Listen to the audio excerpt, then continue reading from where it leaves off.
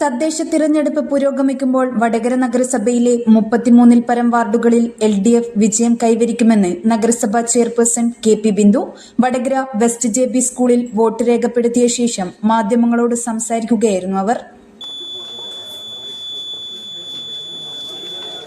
വിജയപ്രതീക്ഷ ശുഭാപ്തി വിശ്വാസത്തോടുകൂടെ തന്നെയാണ് മുമ്പോട്ടേക്ക് പോകുന്നത്. ഏതായാലും വടകര വെസ്റ്റ് JB സ്കൂളിൽ എൻ്റെ സമ്മതിദാന അവകാശം വിനിയോഗിച്ച് കഴിഞ്ഞിട്ടുണ്ട്.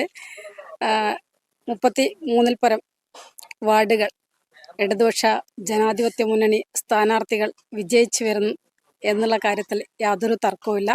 ആ രീതിയിലേക്കുള്ള എല്ലാ മുന്നൊരുക്ക പ്രവർത്തനങ്ങളും നടത്തിയതിന് ശേഷമാണ് ഇന്ന് പ്രിയപ്പെട്ട വോട്ടർമാരെല്ലാം തന്നെ വോട്ട് രേഖപ്പെടുത്താനായി വിവിധ പോളിംഗ് സ്റ്റേഷനുകളിലേക്ക് പോയിക്കൊണ്ടിരിക്കുന്നത്. എന്തായാലും നല്ല അനുഭവങ്ങൾ തന്നെയാണ്. കാരണം സംസ്ഥാന സർക്കാരും അതോടൊപ്പം തന്നെ പ്രാദേശിക സർക്കാർ എന്നുള്ള രീതിയിലേക്ക് വടകര നഗരസഭയും നാളിതുവരെ ഇല്ലാത്ത പ്രവർത്തനങ്ങളാണ് സാധാരണ ജനവിഭാഗത്തിന് വേണ്ടി ഇതുവരെയായിട്ടും കാഴ്ചവെച്ചത്.